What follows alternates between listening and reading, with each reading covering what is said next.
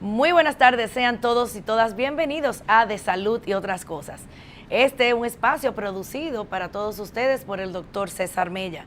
Hoy Carmen Virginia Rodríguez les acompañará en esta tarde para tratar un tema que tiene que ver con la personalidad. Estaremos hablando sobre el trastorno límite de la personalidad. Para eso tenemos un invitado muy especial, el doctor Luis Geraldino, médico psiquiatra, que nos acompañará para discutir este interesante tema. Así es que no se vaya, que ya regresamos después de esta pausa.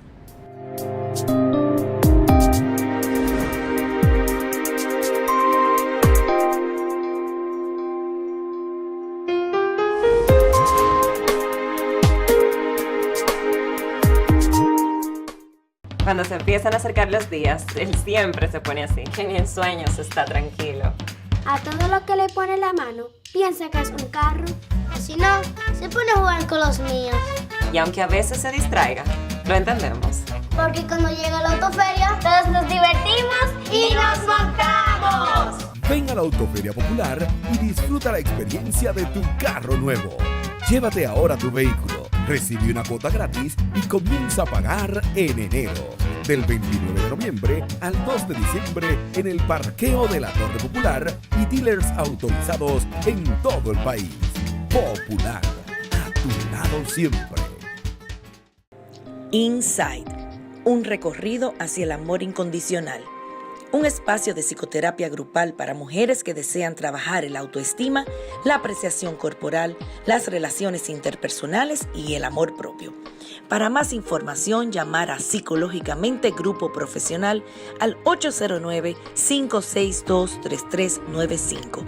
Inside, psicoterapia grupal. Día a día, vistiendo las huellas de sueños, sembrando los surcos de esfuerzo, camina mi pueblo, cantando al futuro, unidos por siempre, sudando esperanza, caminando de frente. Oh, día a día, abriendo un surco para que el sueño quepa. Día a día, haciendo el camino para que el mañana crezca. En Senasa celebramos nuestro 15 aniversario brindándote nuevas oportunidades para alcanzar lo que sueñas. Senasa, día a día trabajando para ti. Al Hospital General de la Plaza de la Salud es como si llegaras a tu hogar. Aquí encuentras las atenciones humanas que te sirven de apoyo para fortalecer la búsqueda de tu bienestar. Los profesionales que te brindan la excelencia en su especialidad. Los equipos médicos más avanzados para asegurar el mejor diagnóstico. Las más cómodas instalaciones que te hacen sentir como en tu casa. El calor humano que buscas en esos momentos difíciles. El amigo que camina a tu lado justo cuando tus fuerzas se debilitan. Una respuesta satisfactoria a lo que no puedes entender. Una mirada sincera. Encontrarás el lugar donde te sientes seguro. Porque todo el que labora aquí es parte de tu problema. Es parte de tu mejoría. Es parte de tu solución. Es parte de ti. Hospital General de la Plaza de la Salud. Somos la gran familia que te cuida. La Cisalril. Tabletas. Tableta. O tabletas. O quizás Tableta. Capletas. Señores. It's capleta. Tableta. No es lo mismo. Tableta, mis hijos. Capleta. Tableta. ¿O tabletas? Puede ser. Tableta. Es tableta. No importa cómo le digas, Broncochen antigripal, ahora en pastillas. Digo, Capleta. Está hecha para ti. Tu cuerpo la necesita. Nada es más saludable. Para antes de tu almuerzo, para después de ejercitarte, para iniciar el día, para terminarlo en perfecta armonía. Nada sabe como el agua. Planeta Azul. Todos ellos sufren la pena de haber perdido a un hijo, un esposo, un padre o un compañero de trabajo. Los accidentes de trabajo pueden evitarse, el empleador debe aplicar las medidas de prevención y el trabajador siempre usar sus equipos de protección personal. Prevé, protégete, reporta. Administradora de Riesgos Laborales, para que trabajes sin preocupaciones.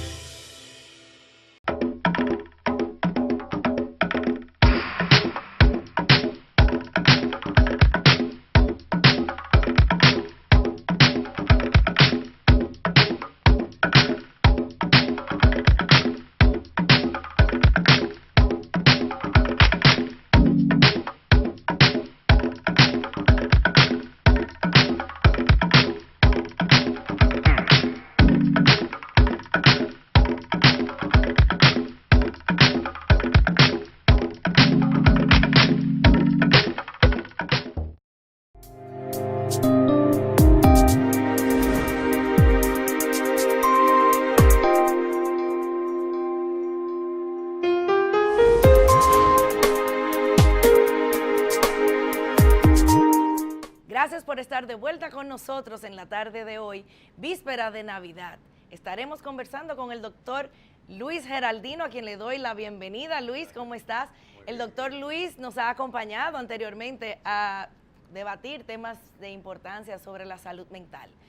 En esta ocasión estaremos hablando sobre un tema que muchas veces trae confusión, trae incertidumbre y obviamente muchas veces no es diagnosticado correctamente, y es el trastorno límite de la personalidad. Luis, bienvenido. Un placer. Siempre. Primero, ¿qué es el trastorno límite de la personalidad? Porque vemos los síntomas y vemos que son cosas que quizás pasan cotidianamente, pero no sabemos que es un trastorno de la personalidad. ¿Cómo definiríamos ese trastorno?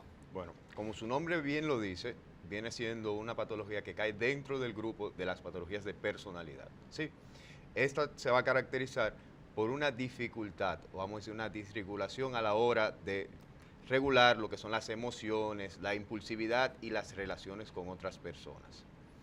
Estadísticamente es muy baja, o sea, dentro de la población cerca de un 1 de la población va a presentar ese diagnóstico, pero encontramos que es más común identificarlo en mujeres que en hombres. ¿Hay una razón para esto? Bueno, algunos estudios dicen que es precisamente porque tienen mayor facilidad de identificar ciertas cosas, las mujeres. Pero otros estudios lo que plantean es que realmente están subdiagnosticados los casos de hombres con trastorno límite de personalidad, ya que dicen que ambas poblaciones presentan el mismo porcentaje. Entonces, por eso se podría decir que realmente dependiendo de la escuela que uno observe, diría que hay más mujeres, en otros casos dicen que son igual los hombres. Pudiera ser también, digo yo, las mujeres a veces somos más histriónicas o somos más extrovertidas a la hora de, vamos a decir, de manifestar nuestras emociones, estén reguladas o no. Sí, pero también se encuentra que realmente en el caso de los hombres son subdiagnosticados, se le pone el diagnóstico de depresión, se le pone el diagnóstico de estrés postrauma, agresividad, y realmente se diluye y no podemos obtener un porcentaje real dentro de la población. Ok. ¿Cuáles son estos síntomas, Luis? ¿Qué debemos observar en una persona con un diagnóstico o no del trastorno límite? ¿Cuáles son esas conductas? Bueno, quizás el principal o el que más nos llama la atención es el miedo al abandono. Entonces hay un constante esfuerzo y un constante trabajo para evitar ese abandono que puede ser real o no, un abandono de la persona amada, un abandono de los padres, etcétera. Ahí me hago un paréntesis. ¿Pudiera estar esto relacionado directamente con esa vinculación en la primera infancia, en ese desarrollo de la personalidad que se da a partir de la niñez, donde quizás hay vínculos no seguros o vínculos que no son sanos? Exactamente, dentro de los factores de riesgo precisamente se encuentra hogares donde no hay una buena comunicación, hogares donde no hay figuras que sean, vamos a decir, limitantes o de acompañamiento para el niño, hogares donde realmente haya abandono o neglect, y esos son ya, vamos a decir, factores de riesgo que nos impulsarían a esto. ¿Abuso? Abuso sexual, abuso físico, abuso psicológico. Ok. ¿Qué más podemos observar? Bueno, en esos casos también es bueno ver que vamos a encontrar impulsividad, agresividad tanto heterodirigida como autodirigida, o sea, agresividad hacia otros y agresividad hacia los propios sujetos. Vamos a ver conductas impulsivas que se manifiestan a través de autolesión o acciones que son, vamos a decir, hasta cierto punto riesgosas. Son de estas personas que muchas veces suelen ser como caracterizados como adictos a la adrenalina. Que se lanzan a lo que sea. Siempre están buscando riesgos porque no tienen una medida de consecuencias realmente de estos actos que cometen. Por ejemplo, en esa autoagresión podemos incluir el abuso excesivo de drogas o de alcohol. Sí. Podemos incluir, por ejemplo, intentos de suicidio. Digo intentos porque vemos que muchos no se llevan a cabo, o sea que hay múltiples intentos, sobre todo en mujeres. En estos casos, lo que podemos ver es primero que las autolesiones son muy complejas. Primero están aquellas que tienen una finalidad únicamente de ser una lesión física y otros que tienen ya la finalidad de causar, vamos a decir, un daño mayor. Estos son, por ejemplo, el tipo de lesiones como cortes, quemaduras o incluso lesiones ya de tipo más complejas en lo que se relaciona a la alimentación, etc. En mujeres es muy habitual encontrar esto. Y también vemos que es muy habitual en ellos encontrar alcoholismo, consumo de drogas, ludopatía, porque tienen mayor tendencia hasta esas, vamos a decir, estas actitudes. Eso me lleva a pensar en el autoestima. Exactamente. En la autoestima en estas mujeres o en estas personas se ve entonces directamente afectado con esa inestabilidad, el miedo al abandono. Sí, realmente la autoestima en el caso de ellos se encuentra, vamos a decir, en un estado muy frágil. Y parte de todo el tratamiento con ellos involucra el acompañamiento y fortalecimiento de este. ¿Estados depresivos? Estados depresivos, impulsividad, agresividad. ¿Por qué suelen ser mal diagnosticados? Precisamente porque los síntomas depresivos suelen ser los que más llaman la atención en estos sujetos. Muchas veces lo definen como un estado de vacío, que es una palabra que ellos utilizan mucho. Es un vacío constante o un aburrimiento inespecífico, que lo tienen, que cuando tú le preguntas te dicen que es de toda la vida. Y además de eso está esta dualidad en la que se mueven, donde todo es un absoluto, o todo es muy bueno, o todo es muy malo. Son personas muy intensas. Exactamente. Aman, odian sin un término medio. Sí. Y con la impulsividad, ahora me voy a esa parte de la interrelación, porque ahí es donde, por lo menos en consulta, donde más podemos ver cuando entra la parte psicoterapéutica, sí.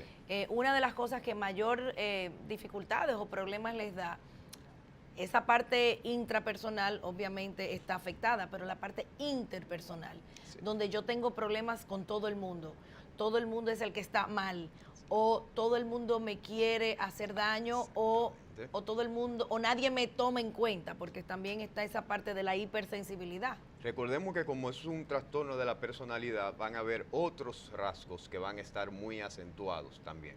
Van a haber rasgos paranoides, van a haber rasgos que se relacionan más a los esquizoides. Algunos te van a referir incluso tener ideas que les acompañan, que son ideas que le acusan, que le dicen. Y no necesariamente llega a ser vamos a decir, un estado psicótico, pero el paciente lo refiere. Y eso hace que realmente las relaciones, no solamente con los familiares, sino con parejas, con amigos, sean muy difíciles, ya que se mantienen en este estado, vamos a decir, casi de paranoia o de impulsividad agresiva. Otra parte me llega a pensar en el comportamiento sexual. Se habla de que, y obviamente, lamentablemente vivimos en una sociedad machista, y un hombre que tiene múltiples parejas a veces hasta es celebrado. Sí. Sin embargo, cuando toca a la mujer, es señalada, y en este tipo de trastornos, según también las estadísticas, es propensa a tener múltiples relaciones. Sí. Aquí hay un detalle que es importante. A ver, la sexualidad es algo que realmente depende mucho del individuo, pero cuando llega al punto donde puede afectar la integridad del mismo, ya cae dentro de lo que es patológico o riesgoso. Y hay grupos dentro de salud mental que tienen mayor riesgo a tener esto. ¿Sí? ¿Qué sucede? Dentro de los trastornos límites vemos que son experiencias sexuales que son casi impulsadas precisamente hacia lo que es la exposición, el riesgo o la autodestrucción. No es únicamente la finalidad sexual del goce. Y no es enamoramiento tampoco. Tampoco. Es experiencias continuas, rápidas, satisfacciones momentáneas. Que luego viene cuando baja la intensidad de ese ánimo desregularizado, viene la culpa. Exactamente. Y precisamente me gusta como tú lo dices, ese ánimo desregularizado, que nos hace pensar, bueno, en otras patologías que puede ocurrir esta desbalance del ánimo, pero en el caso de los trastornos límite ocurren horas. A veces en un día pueden pasar a estar extremadamente felices, a profundamente deprimidos, a estar totalmente impulsivos, y esto llama mucho la atención. O sea, pasan, por ejemplo, de, como dicen, de lo ridículo a lo sublime en cuanto a una tristeza. Exactamente. O, por ejemplo, son personas que pueden escuchar una música que les recordó a su padre que murió hace 25 años y comienzan a llorar inconsoladamente, pero en media hora escuchan una música alegre, se secan las lágrimas y sigue la fiesta. Y es como que cambiaran constantemente, y esa es otra de las características que se ha encontrado en ellos, que son personas que pueden pasar de un grupo de amigos, una carrera en específico, a algo totalmente diferente en poco tiempo, y parecen como que no llevan una ruta o un destino final, sino como que constantemente se reinventan, y es como que no terminan de formarse. Asimismo, como son desregularizados en sus emociones, eso mismo pasa con las mismas relaciones cercanas. Exactamente. Vemos, por ejemplo, madres que tienen fuertes conflictos, serios conflictos con los mismos hijos, o sea, de insultos, pasan de agresión, pasan del amor al odio, y obviamente las personas más embestidas son los familiares cercanos. Sí. ¿Qué pasa en un matrimonio? Con una persona con un trastorno límite de la personalidad, obviamente que no esté empoderado, que no esté diagnosticado y que no esté tratado, porque... Bueno, ahí dependiendo obviamente de los rasgos de personalidad de la pareja, la respuesta variaría, ¿cierto? Dependiendo si es una persona, vamos a decir, narcisista la pareja, o si es una persona dependiente, la respuesta sería totalmente diferente. Pero lo que sí vamos a ver es conflicto constante. ¿Por qué? Porque están factores como la impulsividad, la agresividad, la misma depresión, además de esto, estos cambios constantes siempre presentes. Y esa inestabilidad realmente afecta a cualquier tipo de relación. Es bueno recordar que estos sujetos provienen de hogares donde ciertos elementos esenciales para un funcionamiento familiar adecuado no estaban, que eran la comunicación, el acompañamiento y, vamos a decir, la protección. Ok, me pongo también a pensar, en el trastorno si hay, no sé, si hay literatura que así lo apunte, en el trastorno afectivo bipolar, por ejemplo, el tiempo de diagnóstico para una persona diagnosticarse, estabilizarse, recaídas y volver a comenzar es de 10 años. ¿Hay alguna data que diga en el trastorno límite de la personalidad si hay un tiempo, vamos a decir, que apunte hacia una estabilidad en la persona? Sí. A ver, siempre dependiendo, primero, de qué tan temprano se identifiquen los casos. ¿Por qué? Porque en esos sujetos el manejo tiene que ser tanto farmacológico como psicoterapéutico. ¿Ok? ¿Por qué? Porque hay que evitar y ayudar a controlar la sintomatología de los mismos. En hombres se espera que ya después de los 40, 50 años de edad desaparezcan los síntomas. Pero de ahí para abajo han perdido muchas cosas, o sea, han dejado muchas cosas en el camino. Sí, pero si están identificados adecuadamente, se les enseñan las herramientas adecuadas. Claro. En mujeres es un poquito más tarde. Trastorno límite de la personalidad. Aparte de la sintomatología y las conductas propias para hacer el diagnóstico, tenemos unas que van más allá. Vamos a decir que son esas conductas ocultas que tenemos también que tener presente, y de eso vamos a estar hablando cuando regresemos después de esta pausa. No se vayan.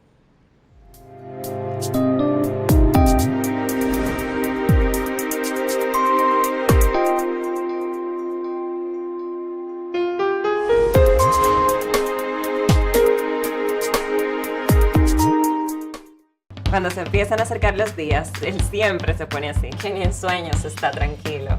A todo lo que le pone la mano, piensa que es un carro. O si no, se pone a jugar con los míos. Y aunque a veces se distraiga, lo entendemos. Porque cuando llega la autoferia, todos nos divertimos y nos montamos. Ven a la Autoferia Popular y disfruta la experiencia de tu carro nuevo. Llévate ahora tu vehículo, recibe una cuota gratis y comienza a pagar en enero. Del 29 de noviembre al 2 de diciembre en el parqueo de la Torre Popular y dealers autorizados en todo el país. Popular, a tu lado siempre. Está hecha para ti. Tu cuerpo la necesita. Nada es más saludable. Para antes de tu almuerzo, para después de ejercitarte, para iniciar el día, para terminarlo en perfecta armonía. Nada sabe como el agua. Planeta Azul. Al Hospital General de la Plaza de la Salud es como si llegaras a tu hogar. Aquí encuentras las atenciones humanas que te sirven de apoyo para fortalecer la búsqueda de tu bienestar. Los profesionales que te brindan la excelencia en su especialidad. Los equipos médicos más avanzados para asegurar el mejor diagnóstico. Las más cómodas instalaciones que te hacen sentir como en tu casa. El calor humano que buscas en esos momentos difíciles. El amigo que camina a tu lado justo cuando tus fuerzas se debilitan. Una respuesta satisfactoria a lo que no puedes entender. Una mirada sincera. Encontrarás el lugar donde te sientes seguro. Porque todo el que labora aquí es parte de tu problema. Es parte de tu mejoría. Es parte de tu solución. Es parte de ti. Hospital General de la Plaza de la Salud. Somos la gran familia que te cuida. Capletas. Tableta. Capleta. O tabletas. O quizás Tableta. capletas. Señores. It's capleta. Tableta. No es lo mismo. Tableta, mis hijos. Capleta. Tableta. O tabletas. Puede ser. Tableta. Es tableta. No importa cómo le digas. Broncochen antigripal. Ahora en pastillas. Digo, Capleta.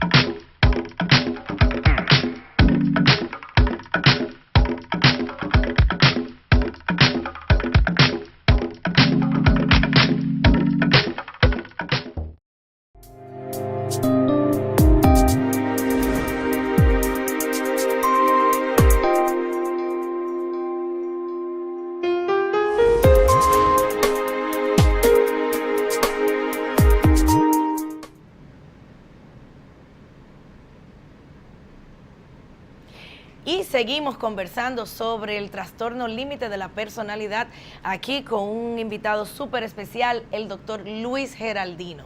Luis, antes de irnos a la pausa hablábamos de que hay cosas que son las que impulsan a estas personas en su actuar, y en tu experiencia comentabas sobre la angustia. Y yo creo que es importante porque parte de lo que les sucede y de lo que hacen es basado todo el tiempo en una angustia, es como un dolor no físico, del alma, psicológico, constante con estas personas. Sí, sí, realmente la idea de la angustia es interesante porque es algo que los atraviesa no solamente en su actuar, sino en todo, en sus relaciones, en su pensar, siempre están atravesados por esta angustia que no desaparece y que se termina a veces transformando en esta idea de vacío. Es un vacío inespecífico, ellos no te pueden decir ni siquiera cuándo comenzó, no te pueden decir desde qué momento específicamente, usualmente te refieren en consulta que te dicen que lo sientes desde siempre, y esa idea tan inespecífica usualmente te orienta hacia el diagnóstico. Porque en otras patologías como depresión, el paciente te puede decir, bueno, yo empecé a empeorar luego del fallecimiento de mi madre, por ejemplo, claro, o luego de que tuvimos un problema. Pero en ellos no, en ellos la idea es como que los ha acompañado siempre. Ok. ¿Cierto? Entonces, toda esa angustia lleva a eso que hablábamos cuando nos fuimos a la pausa, que es esas conductas más allá del diagnóstico. Sí. O sea, esas conductas, por ejemplo, autoengaño, miedo a sí mismos, la toma de decisiones erróneas. ¿Qué hay de todo eso? Porque si tú te pones a ver, en un momento dado cualquiera puede tomar una decisión equivocada. Sin embargo, en estas personas pareciera ser que es constante. Es como lo hago mal, me equivoco, lo arreglo. Lo hago mal, me equivoco, lo arreglo. Y es una cosa trae la otra. Sí, realmente dependiendo de la escuela, aunque uno escuche, realmente tendría cada quien una observación sobre estos temas. Pero si nos vamos a lo más elemental, muchas de estas conductas son una incapacidad de aprender a relacionarse consigo mismos y con lo que sienten. Y como no pueden hacerlo, tienen que recurrir a estos elementos que son muy elementales, son muy primitivos. Por ejemplo, el autoengaño es un elemento muy primitivo, porque realmente no lleva ningún grado de complejidad más. Pero el otro desde afuera lo identifica fácilmente. Son casi como si fueran recursos adolescentes, casi recursos infantiles, de un punto de vista. Pudiera decirse, por ejemplo, dentro de ese autoengaño, ese miedo a sí mismo, que pudiera esa incapacidad para esa persona mirarse hacia adentro producto de esa angustia o ese dolor de algún trauma, porque hablábamos que una de las posibles causas de un trastorno límite de la personalidad a veces son traumas, a veces son abusos, a veces son negligencias que se traducen en dolor. Sí. Pudiera ser en esa formación de la personalidad crear todo ese mecanismo de defensa tan complejo que llegue a romper la personalidad. Entonces se crean todos estos síntomas escondidos que los lleve obviamente a back to basics, como dicen, a esa angustia. Y si uno se pone realmente a analizar, recordando que ellos realmente sí tienen vamos a decir, la capacidad de autoobservarse, pero no de una manera real. O quizás profunda. No, lo pueden hacer, pero hacer distorsionadamente. Eso. Okay. Únicamente enfocándose en aquellos factores negativos sobre sí mismos.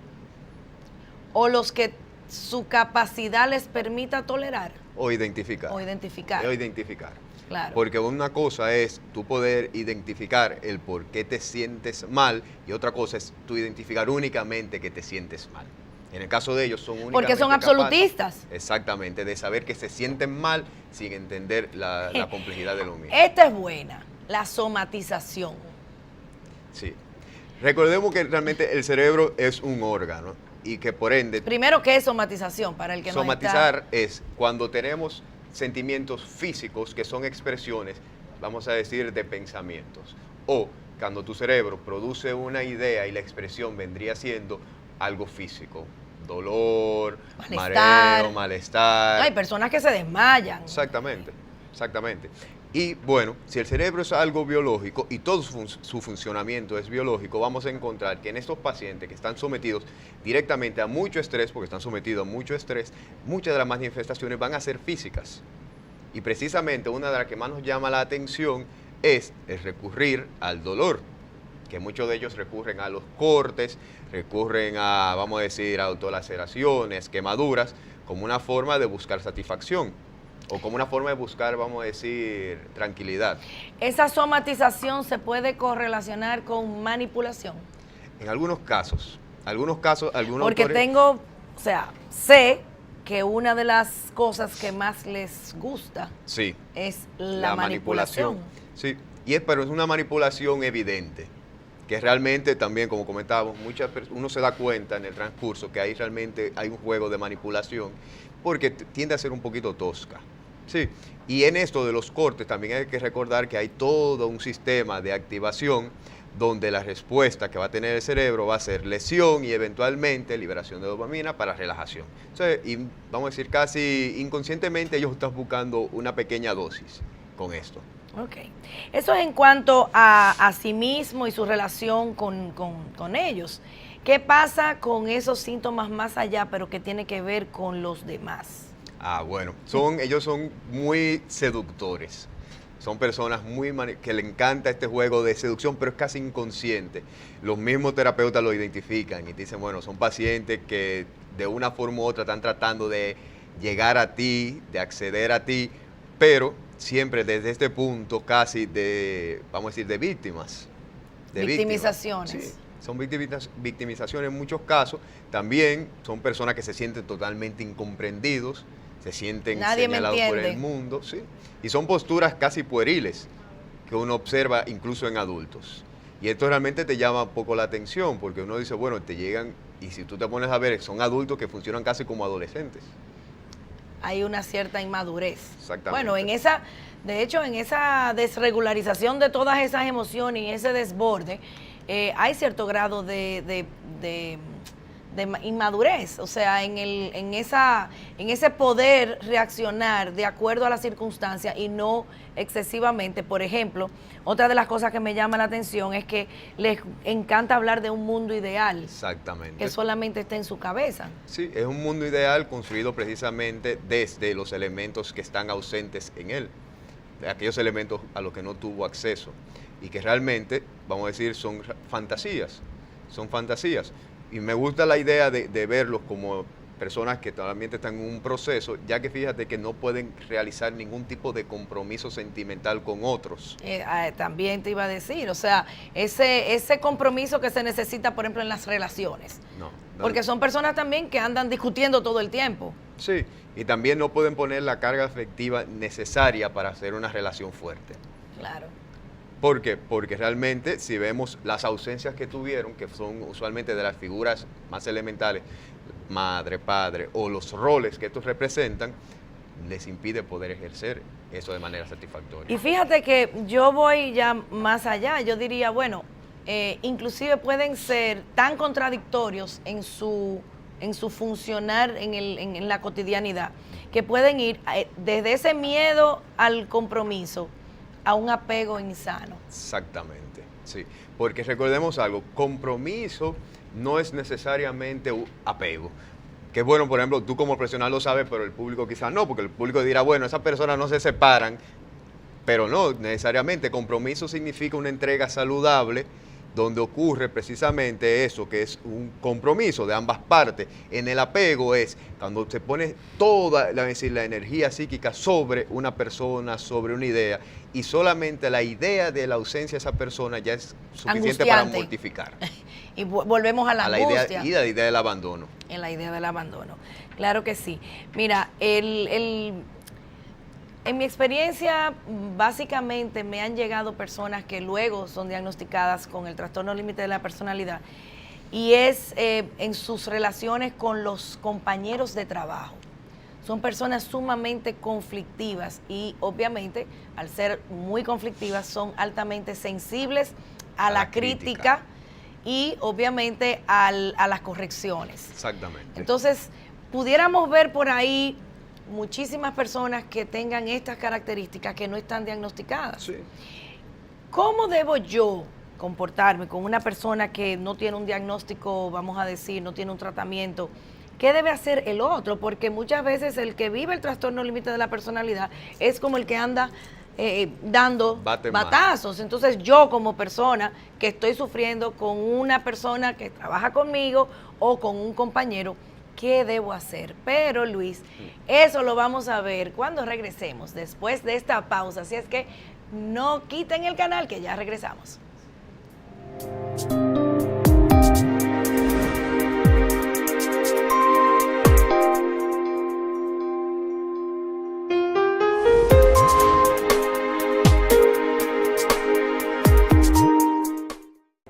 Inside, un recorrido hacia el amor incondicional. un espacio de psicoterapia grupal para mujeres que desean trabajar en la autoestima, la apreciación corporal, las relaciones interpersonales y el amor propio. Para más información, llamar a Psicológicamente Grupo Profesional al 809-562-3395. Inside, psicoterapia grupal. Cuando se empiezan a acercar los días, él siempre se pone así, que ni en sueños está tranquilo. A todo lo que le pone la mano, piensa que es un carro. O si no, se pone a jugar con los míos. Y aunque a veces se distraiga, lo entendemos.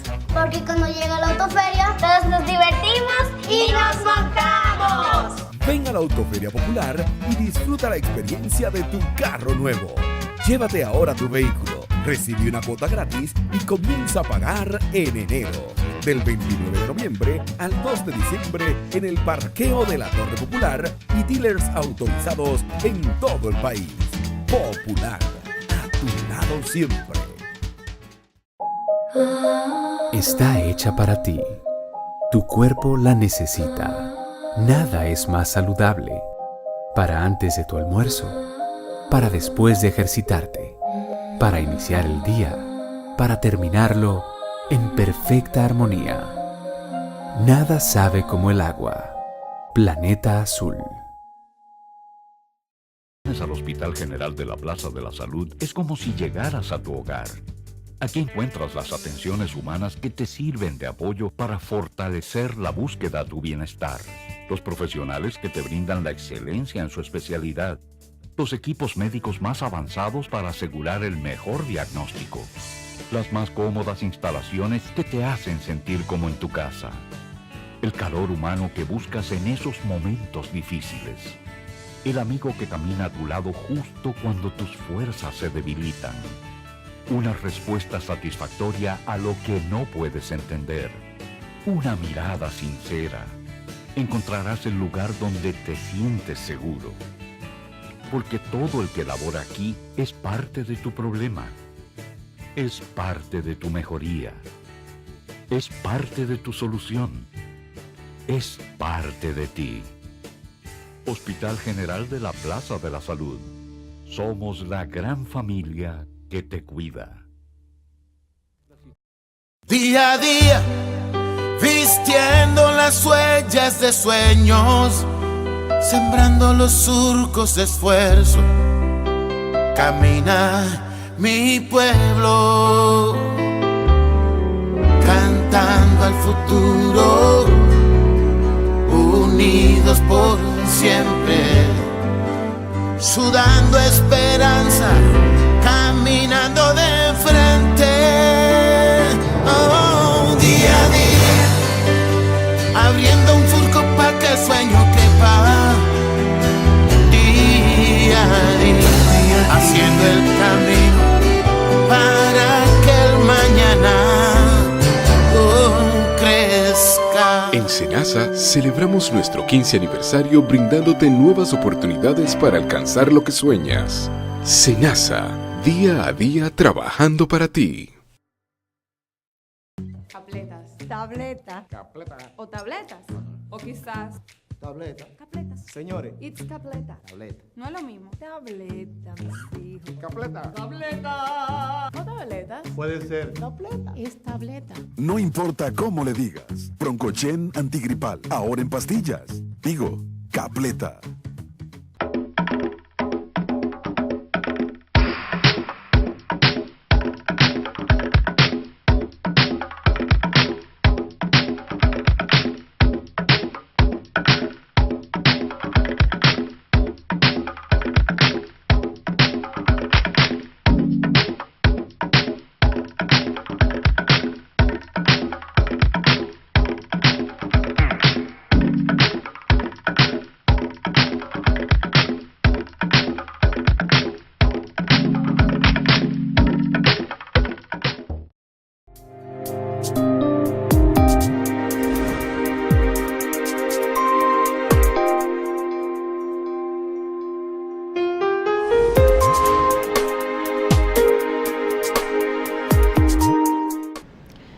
de vuelta con ustedes aquí en De Salud y Otras Cosas. Carmen Virginia Rodríguez les acompaña junto con el doctor Luis Geraldino, médico psiquiatra. Luis, la pregunta que te hice. Bueno. Una persona que tiene toda esta característica no está diagnosticado, no está medicado, no tiene un seguimiento terapéutico. ¿Qué yo hago trabajando con una persona así o casado con una persona así? Sí. ¿Cuál debe ser mi posición frente a estas conductas? Bueno, lo primero es identificar bien qué tipo de situaciones son las que predominan acá. ¿Ok? Si son situaciones donde predomina la autolesión, el sujeto se hace daño a sí mismo, lo ideal sería poder trabajar con un profesional directamente y el familiar, porque uno no está capacitado como persona no profesional a trabajar en ese tipo de situaciones. Pero si lo que vemos es conflicto constante dentro del espacio de trabajo, lo primero es no caer dentro de este círculo de discusión, ni el círculo de agresión ni de impulsividad, porque realmente no es productivo. Muchas de estas discusiones los sujetos usualmente la basan sobre lo anecdótico. Los pacientes lo basan sobre esto de sus experiencias personales, todo lleva una carga, todo tiene un peso de lo vivido por ellos y realmente no vale la pena entrar en una discusión constante con ellos y más bien lo que sí sirve es tratar de mediar pacíficamente. Límites. Sí. ¿Cómo tú pones límites con una persona que se victimiza, que es hipersensible, que es conflictiva, de que cada cosa lleva a un problema? Porque es agotante. Sí, desgasta. Desgasta. Y precisamente esa es una de las razones por eso. Es bueno poner las reglas claras del juego desde el principio. Okay. Lo que sería casi vamos a decir, un consejo para todo en la vida. Claro. Realmente. Ok, una vez la persona acepta, bueno, yo me identifico con con esto, de verdad he cambiado de trabajo 3 veces y siempre he dicho que mi jefe es el que le coge conmigo. Exactamente. Mi esposo me dejó, tengo problemas con mis hijos. Se identificó que a nivel de ambiente y de incomodidad puede que encaje en este perfil. ¿Qué debe de hacer la persona? O sea, ¿cuál es la ruta a seguir para yo lograr una estabilidad? Porque al fin y al cabo, yo creo que eso es lo que se busca con este tipo de trastorno. Sí, lo primero es no hacer autodiagnósticos, porque es muy peligroso. No, yo no dije diagnóstico, yo dije, me identifico con alguno de estos síntomas y puede que encaje. Yo te entiendo porque realmente cuando uno lee ciertas cosas te llaman mucho la atención. Y el dominicano es experto, tú sabes, diagnosticando y medicando. Pero en estos pacientes hay que tener mucho cuidado por la parte de la impulsividad, la parte de las autolesiones. Lo primero es acudir a un profesional, es lo primero. Tanto un psicólogo como un psiquiatra. ¿Por qué? Porque son pacientes que van a responder en lo sintomático muy bien a la medicación, pero necesitan obligatoriamente de acompañamiento psicoterapéutico. Porque en ese caso van a tener una respuesta perfecta. Ok, o sea que vamos a decir que la recomendación es que sean ambas cosas a la vez. Exactamente. Porque también muchas personas dicen, no, yo voy a un psiquiatra y yo me medico y ya. Y eso soy yo y esa es mi personalidad. Y obviamente pueden avanzar en controlar la ansiedad, o controlar la depresión, pero... En controlar los síntomas. Pero el tú controlar el síntoma y no controlar lo que genera este síntoma, realmente es como tú tener una infección y tomar algo para la fiebre. Pero claro, no trabajar la parte que te está generando la infección. Y estos pacientes, especialmente los que son trastornos de la personalidad en general, responden muy bien al trabajo psicoterapéutico. ¿Cuál sería la recomendación de un trabajo psicoterapéutico? El enfoque que más funciona con este tipo de trastorno. La dialéctica comportamental es realmente la que mejor funciona con ellos. Pero en general, la mayoría de las escuelas lo que trata principalmente es de poder enseñarle a ellos las herramientas para poder identificar las emociones, controlar la impulsividad y poder de cierta manera hacer las relaciones con otros más llevaderas. Suena fácil, pero es muy complejo. Es muy complejo porque cuando uno tiene que enseñar a un adulto a reconocer sus emociones, tiene mayor complejidad de lo que uno se imagina. Nosotros, culturalmente, solemos no darle mucho espacio a las emociones acá. O sea, y sobre todo los hombres. Los hombres no lloran, las niñas son perfectas y eso nos crea un problema porque muchos pacientes te llegan a consulta y están deprimidos, pero no saben que están deprimidos. Están tristes y te dicen que se sienten de mal humor, no tristes. Se dice que tienen rabia, que tienen hasta hambre, pero no saben lo que es tristeza, no te lo pueden especificar. Y entonces están este grupo o están aquellos que somatizan totalmente y te llegan con hipertensión, con problemas gastrointestinales, con cefaleas constantes. Entonces, por eso es bueno que podamos trabajar desde las casas para que los chicos puedan identificar lo que son los sentimientos, cómo se sienten y cómo uno puede trabajar sobre estos mismos. La terapia cognitiva conductual. Sí. ¿Funciona? Sí, pero sería como una segunda línea de trabajo. Sería una segunda línea de trabajo, pero es muy útil a la hora de enseñarles a ellos a poder identificar esos síntomas y trabajar sobre esos síntomas. Y estos síntomas vinieron siendo como ideas, ¿cierto? Los pensamientos. Cuando te llegan estas ideas, cómo modificarlas, cómo trabajar sobre ellas. Lo digo porque como el que tiene el TLP vive con esos pensamientos distorsionados. Exacto. Entonces, uno dice, bueno, pero ¿cómo tú enseñas que una persona que ese pensamiento que está teniendo sobre sí mismo, sobre lo demás o sobre el acontecimiento alrededor, no es la realidad? Porque en su mundo es la realidad. Entonces ahí pienso que con la terapia cognitiva conductual ayudar a identificar esos pensamientos y sobre todo, más que los pensamientos, son las creencias. Las creencias, porque son creencias que se forjaron desde los primeros años. Para muchos especialistas, realmente todo esto inicia durante los primeros años de la infancia. Y la relación que tienen con las madres o las figuras de acompañamiento durante estos años. Cómo esto moldea el cerebro y cómo se van generando estas creencias sobre sí, sobre los demás. ¿La persona llega más por esa sintomatología o llega, por ejemplo, por una depresión dentro del trastorno límite o por una ansiedad? Porque el ansioso es el mejor paciente del mundo, porque el ansioso no quiere vivir en ansiedad. Exactamente. Entonces el ansioso necesita salir de ahí, pero cuando muchas veces se comienzan a abrir en las cajas de Pandora, no es una ansiedad simple y llanamente, es un trastorno límite, por ejemplo. Sí, tenemos que recordar que realmente las patologías no llegan solas. Usualmente llegan acompañadas por alguien y cuando te llegan a consulta usualmente te llega la depresión, te llega la ansiedad. Son las más visibles, vamos a decir, o que la persona quiere salir de ella. Sí, porque son los reconocibles. Te llega la angustia, pero detrás de esto está este constructo que está ahí y sobre el cual hay que trabajar y sobre los síntomas que uno tiene que trabajar son estos, porque tú eras que te llegan primero con la ansiedad y resulta que al final el paciente tiene una depresión y después resulta que el paciente era un trastorno límite de personalidad.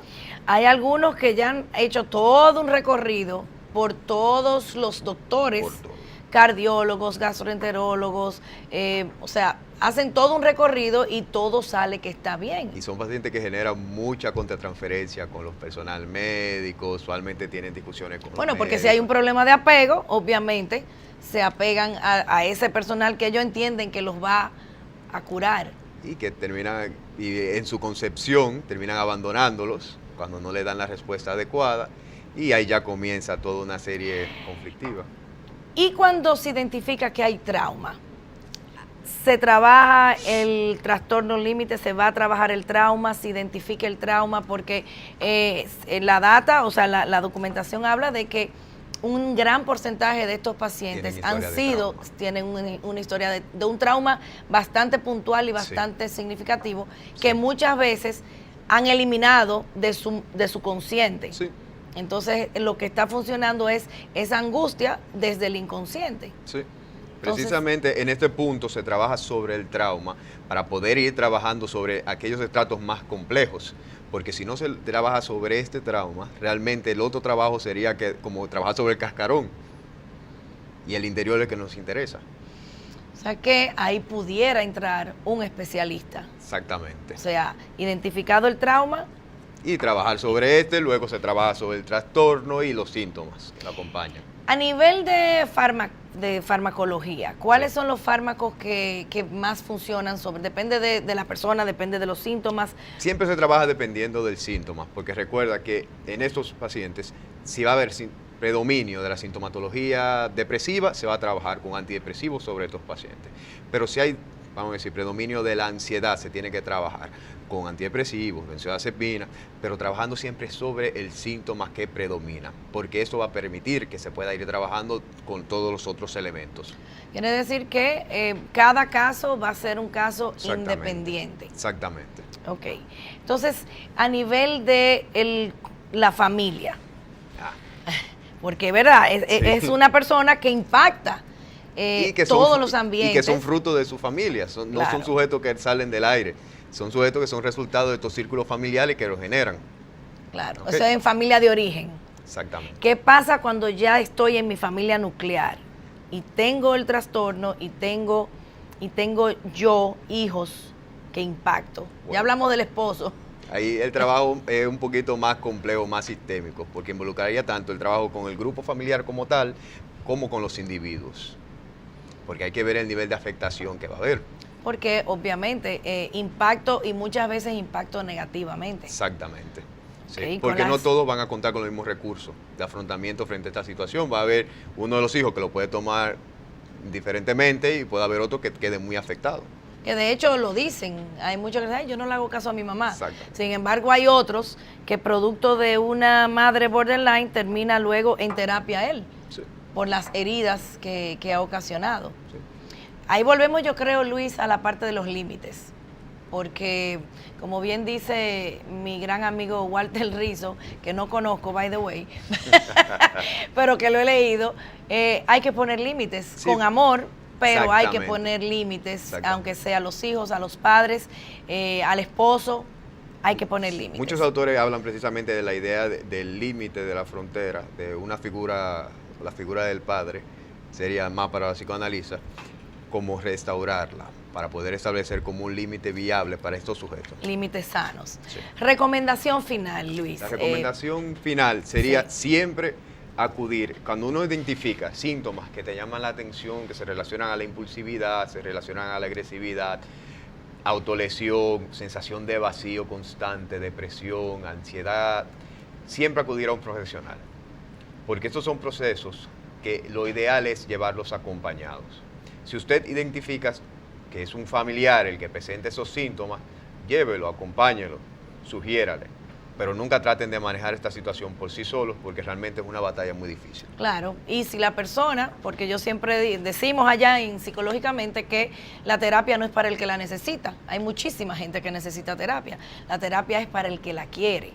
Entonces, si usted siente que no puede manejar al familiar o que no quiere ir con usted a buscar la ayuda que necesita, pues protéjase usted y busque la ayuda. Señores, muchísimas gracias por acompañarnos en el día de hoy. Luis, gracias por aceptar nuestra invitación. Un placer. Y será hasta la próxima que estaremos con todos ustedes. Buenas tardes.